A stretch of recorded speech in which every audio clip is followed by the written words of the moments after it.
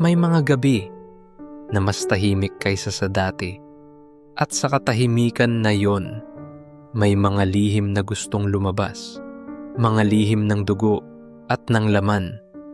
Ako si Kuya Jovi, at ito ang Ulap Noir. Sabi ng mga taga-baryo ng San Andres, Quezon, nabawasan na raw ang mga nilalang sa kanilang lugar. Noong napatay ng mga tanod ang isang lalaking tinawag nilang aswang, nahuli raw nila ito sa loob ng isang kuweba. Mahina, duguan, at parang hindi na tao ang kilos. Tinulungan pa ng kapitan, si Jeremiah de la Cruz, kasama ang ilang pulis, para ilagay ito sa lumang container truck, at sa tabing ilog, doon nila sinunog ang katawan. Pero matapos ang gabing yon, isa-isang namatay ang mga aso sa buong baryo. Huwag muna tayong magpakasiguro, sabi ng isang matandang nakakita. Baka may isa pang hindi pa nila nahahanap. Gabing-gabi na noon nang umuwi si Mika, isang kolehiya lang galing lungsod. Palaging hating gabi na siya nakakauwi dahil sa mga klase. Minsan sinasabay siya ng mga kaklase, pero ngayon mag-isa siya. Habang nasa terminal, naririnig pa rin niya ang usap-usapan tungkol sa aswang ng San Andres. Mula social media hanggang sa tindahan ng kanto, lahat takot. Mika, tawag ng isang boses. Paglingon niya, si Mang Nandro pala, ang ama ng dati niyang kaklase, si Patricia, na matagal nang hindi pumapasok. Mag-isa ka lang, delikado ngayon, iha, sabi ni Mang Nandro habang nakasandal sa tricycle niya. Wala po akong choice. Wala si Papa, may pasok sa gabi. Kung gusto mo, ihatid na kita. Nandoon din naman ako sa dulo ng kalsada. Nagpasalamat si Mika at sumakay. Habang bumabaybay sila sa madilim na daan, napansin niyang seryoso si Mang Nandro. Iha, sabi nito, mababa ang boses. Huwag ka munang umuwing mag-isa. Hindi pa lahat ng pinto nabubuksan. Tahimik si Mika. Hindi niya alam kung anong ibig sabihin ni Mang Nandro. Pero tumimo sa isip niya ang mga salitang iyon. Pagdating nila sa tapat ng bahay, nagpasalamat si Mika at bumaba. Paglingon niya, wala na si Mang Nandro. Paglapit niya sa kanilang bakuran, napansin niyang may mga taong nakatayo sa labas ng bahay. 10, marumi, parang galing bundok. Anong meron? Tanong ni Mika. Walang sumagot. Tinitigan lang siya ng mga tao. Malamig ang mga mata. Nagmadali siyang pumasok sa bahay. Sa loob, nakita niya ang ama niya, si Mang Edgar, tahimik na umiinom ng kape. Pa, bakit ang daming tao sa labas?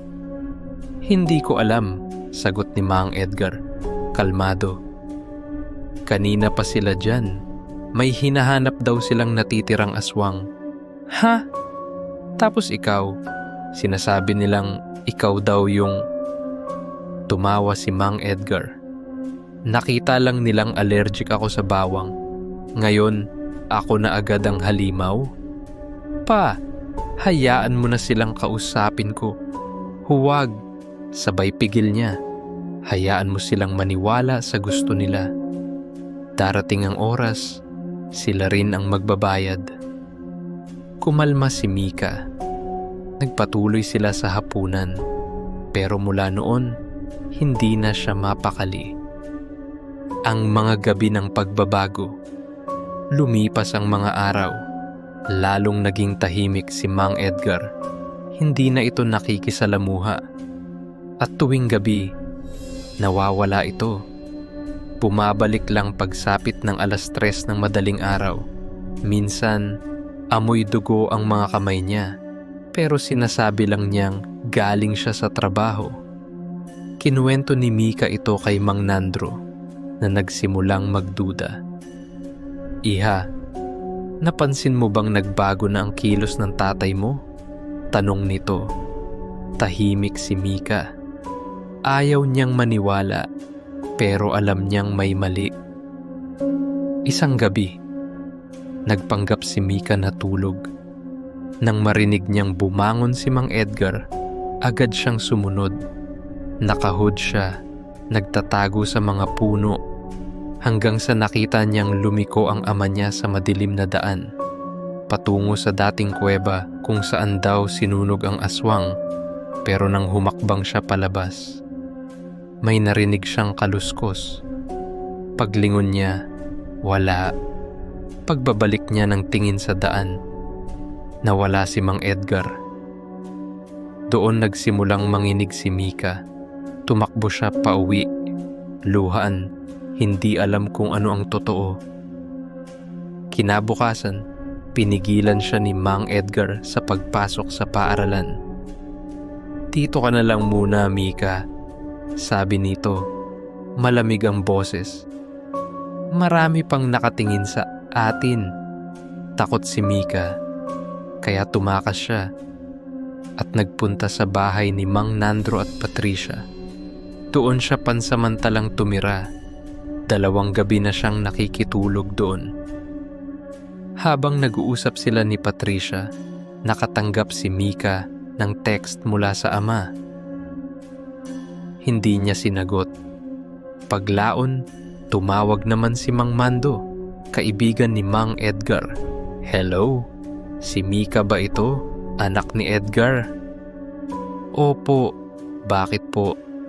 Hindi kasi sumasagot tatay mo. May lakad pa kami ngayong gabi. May pupugutan pa kami ng baboy. Napakunot noo si Mika. Ha? Ano pong trabaho yon? Tumawa si Mando sa kabilang linya. Hindi mo alam. Tatay mo, matagal nang katulong ko sa pagkatay. Pero minsan, hindi na baboy ang kinakatay namin. Nanlamig si Mika. Bago pa siya makasagot, naputol ang tawag. Lumabas siya sa bahay ni Mang Nandro. Bit-bit ang cellphone. Nanginginig. May narinig siyang kaluskos mula sa likod ng bahay. Tahimik, pero mabigat. Mika, boses ni Patricia. Pero pagharap ni Mika, iba na ang hitsura ng kaibigan. Namumula ang mga mata at sa kamay nito may hawak na aso. Patay, duguan. Patricia, ano yan? Ngumiti ito ng malawak. Hindi pa tapos ang gabi, Mika. Mula sa likod ni Patricia, lumabas ang isang nilalang. Malalaki ang balikat, matalas ang ngipin, at sa balat nito, pamilyar ang marka. Mika, sabi ng nilalang. Mahal kita, anak. Nanlaki ang mata ni Mika. Ang tinig na, yon, ang tinig ng kanyang ama. Mamang Edgar? Ngumisi ang halimaw. Madali kang maniwala, anak. At bago pa siya makatakbo, sinunggaban siya ng sariling ama. Sa baryo ng San Andres, wala nang nakakita pa kay Mika. At sa bawat gabi, kapag may aso kang narinig na umuungol, sinasabing may batang umiiyak sa ilalim ng lupa, humihingi ng tulong. Pero ang sabi ng matatanda, huwag mo siyang sagutin. Baka ang boses na marinig mo ay boses ng sarili mong dugo. Ako si Kuya Jovi at ito ang Ulap Noir. Ang Aswang ng San Andres. Kung ikaw ay may kwentong katulad nito, ipadala lang sa Ulap Noir. Baka kwento mo na ang susunod naming ilahad. Ako si Jovi ng Ulap Noir. At hanggang sa muli nating pagkikita, kung magigising ka pa, subscribe for more true Pinoy horror stories tuwing gabi. sa ilalim ng ulap.